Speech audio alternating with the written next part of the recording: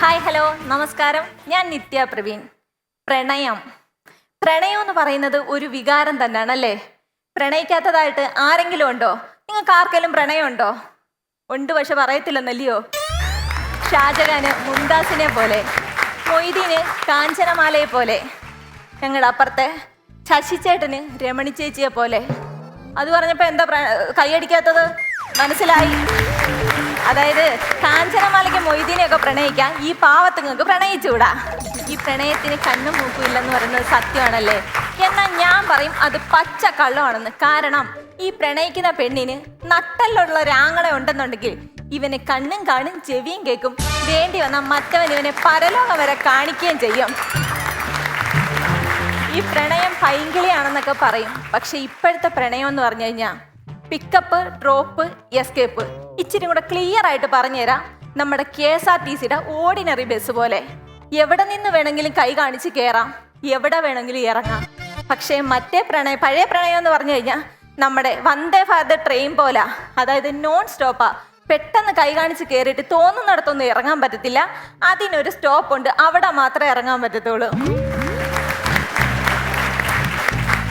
പണ്ടത്തെ പ്രണയത്തെക്കുറിച്ച് പറയുമ്പം ഒരു കാര്യം പറയാതിരിക്കാൻ പറ്റത്തില്ല, എൻ്റെ ചിറ്റപ്പൻ്റെയും കുഞ്ഞമ്മയുടെയും പ്രണയം.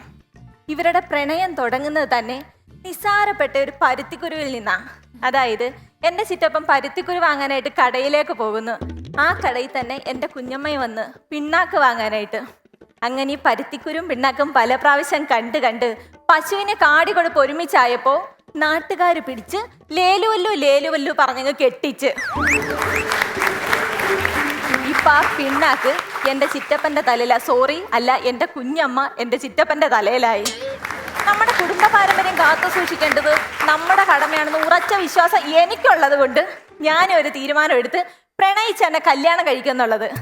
അങ്ങനെ പല പ്രാവശ്യം ഞാനും പിണ്ണാക്ക് വാങ്ങാനായിട്ട് കടയിലേക്ക് ചെന്നെങ്കിലും ഒരു ഉണ്ണാക്കന്മാർ പോലും എന്നെ തിരിഞ്ഞു നോക്കിയിട്ടില്ല. ഒരു കാര്യം എന്നിട്ട് എനിക്ക് മനസ്സിലായി, കേവലം പിണ്ണാക്കിലല്ല എൻ്റെ പ്രണയം എന്നുള്ളത്. അങ്ങനെ എൻ്റെ സ്കൂൾ ലൈഫ് തുടങ്ങി. ആദ്യമായിട്ട് എനിക്കൊരു പ്രണയലേഖനം കിട്ടി. വളരെ സന്തോഷത്തോടെ ഇത് വാങ്ങിച്ച് ഞാൻ വായിച്ചു നോക്കാൻ തുറന്നപ്പം ഒരു കാര്യം എനിക്ക് മനസ്സിലായി, എനിക്ക് വായിക്കാൻ അറിയെങ്കിലും അവൻ എഴുതാൻ അറിയത്തില്ലായിരുന്നു. പക്ഷേ അതുകൊണ്ട് അവനോട് എനിക്കൊരു ദേഷ്യം തോന്നിയില്ല. പക്ഷേ ഞങ്ങളുടെ മലയാളം പഠിപ്പിച്ച സാറിനോട് എനിക്ക് വല്ലാത്ത വൈരാഗ്യമായിപ്പോയി. ഈ സ്കൂൾ ജീവിതത്തിന് ശേഷം കോളേജ് ലൈഫിലേക്ക് കടന്നു. അതൊരു വല്ലാത്ത അനുഭൂതിയായിരുന്നു. കാരണം എന്ന് വെച്ച് കഴിഞ്ഞാൽ എന്നെ വീട്ടിൽ നിന്ന് സ്റ്റോപ്പ് വരെ എനിക്കൊരു ബോഡി ഗാർഡ് കാണും, ബസ്സിനകത്ത് വേറൊരു ബോഡി ഗാർഡ്.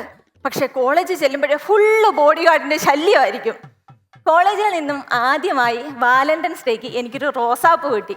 ഇത് ഞാൻ ആറ്റുനോറ്റ് സൂക്ഷിച്ച് എൻ്റെ വീട്ടിൽ കൊണ്ടുവന്ന് വെച്ച്. റോസാപ്പൂവിനകത്ത് ഉറുമ്പ് കയറുന്നെന്നും പറഞ്ഞുകൊണ്ട് ഒരു ലെക്കൽ ലെവലില്ലാത്ത എൻ്റെ അച്ഛൻ കുറച്ച് DDT തട്ടി അങ്ങ് ഇട്ട്. ആ പൂവ് വാടുന്നതനുസരിച്ച് എൻ്റെ പ്രണയവും കൊഴിഞ്ഞു പോയി. പിന്നെ ആകെയുള്ളൊരു പ്രതീക്ഷ എൻ്റെ നാട്ടിൽ നിന്ന് തന്നെ ഒരു ലൈൻ വലിക്കുക എന്നായിരുന്നു.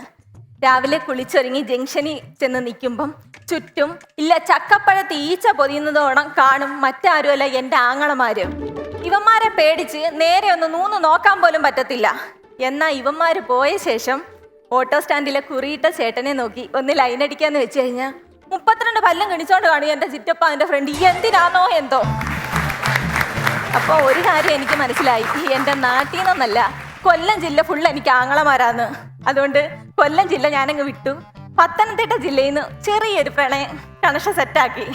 അങ്ങനെ ഞങ്ങൾ ആദ്യമായിട്ട് കാണാൻ തീരുമാനിച്ചു. അന്നേരം എനിക്കൊരു കാര്യം മനസ്സിലായി, ഈ കണ്ട് പ്രണയിക്കുന്നതിൽ നല്ലത് കാണാതെ പ്രണയിക്കുന്നത് തന്നെയാണ്.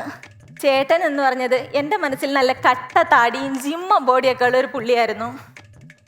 ഞാൻ പുള്ളിയെ കാണാൻ ചെന്നപ്പം കട്ടത്താടി പോയിട്ട് ഒരു കുറ്റിത്താടി പോലും അങ്ങേറെ താടിക്കത്തില്ല. പിന്നെ ഞാൻ എന്നാണ്. പക്ഷേ തള്ളെന്ന് വെച്ചൊരു 1.5 തള്ളായിപ്പോയി. ഇങ്ങേരുടെ തള്ളു കേട്ടിട്ടാ ശരിക്കും ഞാൻ വീഴുന്നത്. കല്യാണം കഴിഞ്ഞ് വീട്ടിൽ ചെന്നപ്പം എനിക്ക് മനസ്സിലായി. രാത്രിയൊക്കെ ഞാൻ വിളിക്കുമ്പം പുള്ളിയുടെ കൂടെ ചോദിക്കുന്നത്, ചേട്ടൻ എവിടാ കിടക്കുന്നത്? എടി ഞാൻ മുകളിലത്തെ നിലയെ, അച്ഛനും അമ്മയും താഴത്തെ നിലയിലെന്ന്. അങ്ങേരെ എന്നെ കെട്ടിക്കൊണ്ട് ചെന്നപ്പോഴാണ് മനസ്സിലായത് മച്ചിൻ്റെ മണ്ടയിലായിരുന്നു ഇങ്ങേരെ 2ാമത്തെ നിലയെന്നുള്ളത്. ഇങ്ങനെ തള്ളുന്ന ഒരു മനുഷ്യനെ ശരിക്കങ്ങ് തേച്ചാൽ മതിയെന്ന് ഞാൻ ചിന്തിച്ചു പോയി. പക്ഷേ എന്നെ കൈ തേക്കാൻ അറിയുന്ന ഒരു കൂട്ടുകാരി എനിക്കുണ്ട്, കിങ്ങിണി. ഇവിടെ തേപ്പെന്ന് വെച്ചാൽ 1.5 തേപ്പാ. ഞാനൊക്കെ പ്രണയിക്കുന്ന സമയത്ത് വല്ല ഐസ്ക്രീമോ മിൽക്ക് ഷേക്കോ ഒക്കെ ഇങ്ങനെ കൊണ്ട് മേടിപ്പിക്കും. പക്ഷെ അവക്കടെ കാമുകനെ കൊണ്ട് റേഷൻ കടയിൽ അരി തൊട്ട് പ്ലംബിങ് വയറിങ് വേണ്ട അവക്കടെ വീടിന്റെ തെങ്ങിന്റെ തടം വരെ അവള് അങ്ങനെ കൊണ്ട് എടുപ്പിക്കും. അവസാനം ഒരു കറിവേപ്പില എടുത്തു കളയുന്ന ലാഘവത്തോടെ അവനെ തള്ളിക്കളയും. അതിനവൾ പറയുന്നൊരു കാരണമുണ്ട്. എൻ്റെ അച്ഛന് മൂലക്കുരു, എൻ്റെ അമ്മയ്ക്ക് കണ്ണിക്കുരു, അതുകൊണ്ട് നീ മൊത്തത്തിൽ ഞങ്ങൾക്കൊരു ഗുരുവായോണ്ട് നിന്നെ എനിക്ക് വേണ്ട. പ്രണയം ഇതുകൊണ്ടൊന്നും അവസാനിക്കുന്നില്ല, പക്ഷേ എൻ്റെ സ്റ്റാൻഡപ്പ് ഇതുകൊണ്ട് നിർത്തുന്നു. നന്ദി, നമസ്കാരം.